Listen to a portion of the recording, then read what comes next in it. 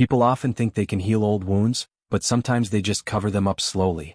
This became an integral part of how I let someone into my life who would eventually shatter it into pieces. My name is Hector. I'm an astronomer working at a research institute in Los Angeles. Working with telescopes, observing distant stars, this is my entire world. For 18 years I was married to Sabina, a dietitian who built a thriving private practice. We bought a nice house in the Silver Lake area of Los Angeles, 3 bedrooms, a small terrace. No children, but at first this didn't bother us. We were focused on our careers, on avoiding the mistakes of our previous relationships. Both of us had been married before. Neither of us talked much about our first marriages. Mine ended approximately 22 years ago, when I was 27 years old. Sabina's ended about 21 years ago. We both understood each other through the experience of failure, or so we thought. Everything started changing 5 years ago, but I didn't notice it then. To be fair, when you're a person in love, you often see what you want to see. Hot and cold periods in relationships are frequently accepted as normal stages of long-term married life. We began sleeping in separate rooms. At first it was purely practical. My work required unpredictable late-night observations at the observatory. Then it became a habit. Then it became our life. I would wake up at 3 in the morning to check my equipment, go to bed at 4, knowing she was asleep in another room. We'd pass each other in the kitchen in the mornings like colleagues in an office building. I'd ask how her day was. She'd ask about my observations. Nothing more. The conversations became shorter, more transactional. What was once intimate became administrative.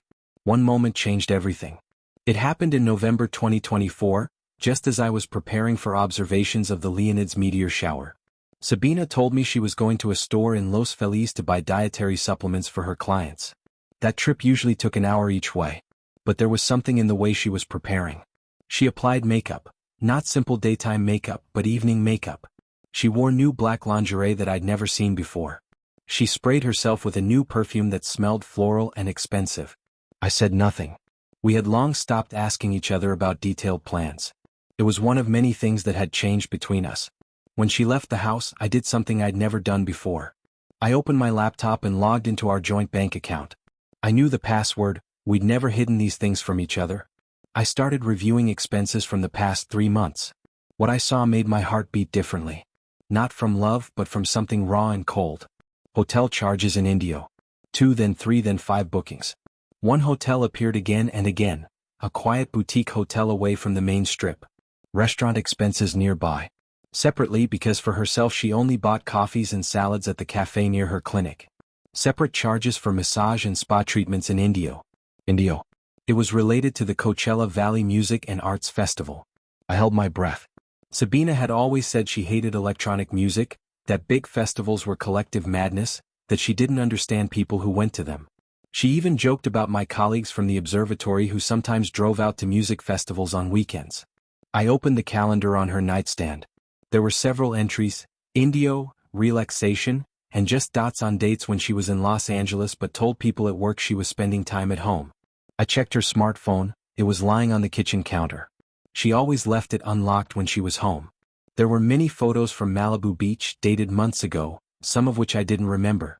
One photo stood out. She was sitting on a yoga mat with a young man approximately my age, probably around 45 to 50. His arm was around her shoulder. The caption read, "Yoga Retreat, Malibu, 3 months ago." It took me some time to pull myself together. I returned everything to its place, left the phone on the kitchen counter as it was. And I waited. When Sabina returned about 50 minutes later, she brought packages with supplements. This part was true, she really had been to the store. But there is something about a person you've carried in your heart for 18 years that changes fundamentally when you learn the truth. Her voice sounded different to me now. Her smile was different. Even her scent was dual, the smell of perfume from spraying, but underneath it you could detect something else, something foreign. I didn't ask her anything that day. Instead, I started planning. The next day I called my brother Owen. Owen is a mechanic, 3 years younger than me, and he'd always been my confidant. I told him what I'd found. Owen heard something desperate in my voice and immediately offered help. Smart, practical help. Then I called my sister Miranda. She works at a law firm in Santa Monica, about 20 minutes from our house by car. Miranda often gave me advice about work contracts. This time I needed something different. "Hector," she said after a long pause, "are you sure? Really sure?" "Yes," I replied. Miranda offered to keep money in her name and I agreed. I slowly, in small amounts, began withdrawing cash from our joint account. When expenses were normal, for groceries, utilities, I'd simply take the cash back. Over 2 months I separated $15,000. This was my money accumulated since childhood, from inheritance from my grandfather, mixed with joint savings. Legally it was a complicated situation, but in California community property doesn't work that way for divorce. Community property can be divided 50-50. However, the rest of our assets, including the house, would require a lawyer. I observed Sabina. I watched how she prepared for her next trip, if you could call it that. I watched the way she changed her behavioral patterns. I watched how she cut communication with me to a minimum. It turned out that the man in the yoga mat photo was named Kent. I learned his last name from Sabina's colleague, Elizabeth, who accidentally mentioned that guy from the pharmaceutical company who visits Sabina's clinic often. Elizabeth was an older woman, around 60, smart and observant. When I was waiting in the office to pick up Sabina, I'd given her a reason. We needed to discuss something about the house. I heard Elizabeth talking with Sabina about Kent, who had recently become a consultant for several medical centers. Kent was a pharmaceutical consultant, working with several clinics in Southern California, including the one where Sabina worked. He was around 47 years old, divorced, with 2 children. He often came to Los Angeles from Orange County, where he lived. The drive between his house and our clinic took about 45 minutes to an hour. So Indio was a compromised location for them. He could drive from the south, she from the northwest. It took about an hour for each of them to drive to Indio. I also learned that they met 3 months ago at a yoga retreat in Malibu. The retreat was a joint event for medical professionals. Sabina had told me she was going to a conference. She'd packed a sports outfit, said she'd be sitting in halls listening to other dietitians talk about new methods. What a beautiful lie.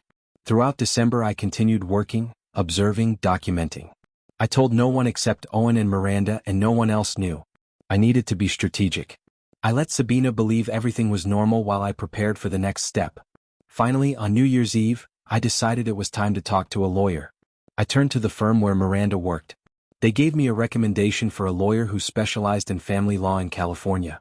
At the first consultation, a man named David explained that my strategy was smart, but slightly risky. The money I'd already separated could be problematic. However, if I had documents proving these were my premarital funds or inheritance, it could be protected. The hotel and restaurant expenses were evidence of internal spending from the joint account, which could affect the subsequent fair division of assets. David advised me to continue documenting. But he recommended something else in particular: creating a divorce plan that would be as civilized and worked out as possible to minimize court conflict. California loves mediation, not fighting. However, if the infidelity evidence was strong, it could affect asset division in favor of the non-cheating spouse. Don't forget to subscribe to this channel and click like if you enjoy this story. I always read your comments and analyze which stories you like best so that I can create better stories. Thank you. I will continue the story. So I began preparing differently. I began informing our mutual friends about what was happening. Not through gossip, but through honesty. First I told Marcus, an old friend we both knew from college. Marcus was close to both of us, but significantly closer to me. When I told him what I'd found, Marcus heard the desperation in my voice. "Hector," he said, "is this really true?" "Sabina?" "Yes," I replied. Marcus offered his support but cautioned me against hasty actions. However, when I told him about the systematicity in documents, about all the evidence, Marcus understood I wasn't doing this in anger. I was doing it with cold calculation. The news began spreading through the network of mutual friends. People began reassessing their perception of Sabina. People who had previously invited us both to parties now, learning what was happening, began to change their attitude toward her. It wasn't cruel ostracism, but a more natural cooling, when people become uncomfortable being around someone who has done such a thing. When Sabina learned the news was spreading, she first denied everything. Then she escalated to emotion. Then she moved to tears. But no, she didn't say she loved Kent. She said it was a mistake, that she didn't know why it happened, that it was passion, a spontaneous escape from the routine and monotony of our marriage. She didn't love Kent. She didn't love me either, if we're being honest. The feelings had burned out long ago, about 5 years back. She was just taking what was easily available while I was immersed in work, observing distant stars. The marriage itself had become something I didn't recognize anymore. We existed in the same physical space but inhabited completely different emotional worlds. When I look back, I realize there were dozens of moments I could have seen clearly what was happening. The way her phone would light up at dinner and she'd glance at it quickly. The way she suddenly started caring about her appearance on days she said she was staying home. The way certain topics became off-limits in our conversations without either of us ever discussing it. But here's the thing about blindness. It's not always because you can't see. Sometimes it's because you choose not to. You rationalize. You make excuses. You tell yourself stories that are easier to believe than the truth. I worked as an astronomer observing celestial bodies, yet I was completely blind to what was happening in my own home. The irony wasn't lost on me. When the divorce proceedings began, they were surprisingly straightforward for California. Through our lawyers we agreed to divide assets 50-50. The house was sold, the money divided, assets split. It was bitter but civil. No criminal charges, no violence, no dramatic courtroom scenes. Just two people who had grown apart. Sabina began living with Kent. Initially she claimed it was on a trial basis, that she didn't know if she wanted to do it. But they stayed together. For about 5 years they were together. I heard this from mutual friends. But they were not happy. Kent was controlling, jealous, sensitive to criticism. Sabina, in turn, became less confident in herself, beginning to doubt her decisions. She left the clinic in Los Angeles and started working remotely, consulting with clients through video calls. She lost some connections, some friends distanced themselves from her. This was a revenge I never planned. This was the natural consequence of her choice. When you break the trust of people around you, people who matter, people who've known you for years, they respond in kind with coldness. It's not dramatic or loud. It's quiet and pervasive. I didn't stalk Sabina. I didn't pay attention to her. I didn't think about her while working at my telescope, looking at the world of distant stars. But I heard. People talked. The world talked. Months after the separation, I learned some details through various acquaintances. Sabina had apparently tried to salvage her professional reputation, reaching out to former clients, but many had moved on to other dietitians. The social circles we'd inhabited together, dinner parties, professional gatherings, museum openings, these doors had quietly closed for her. It wasn't a unified effort. It was simply that people made individual choices not to include her, and those individual choices accumulated into isolation. What struck me most was learning, through a chance conversation with Elizabeth, that Sabina had filed for permanent remote work status. She rarely left her apartment in Orange County now, where she was living with Kent. Elizabeth mentioned this with a kind of sad recognition, acknowledging that Sabina's career, which she had built so carefully over years, had essentially stalled. I felt something unexpected when I heard this news. Not satisfaction. Not triumph. Just a kind of tired understanding that actions have consequences, and those consequences ripple outward in ways we can't always control. The worst punishment, I came to understand, wasn't something I had to administer. It was simply the natural world's response to betrayal. People withdraw their warmth. Opportunities close.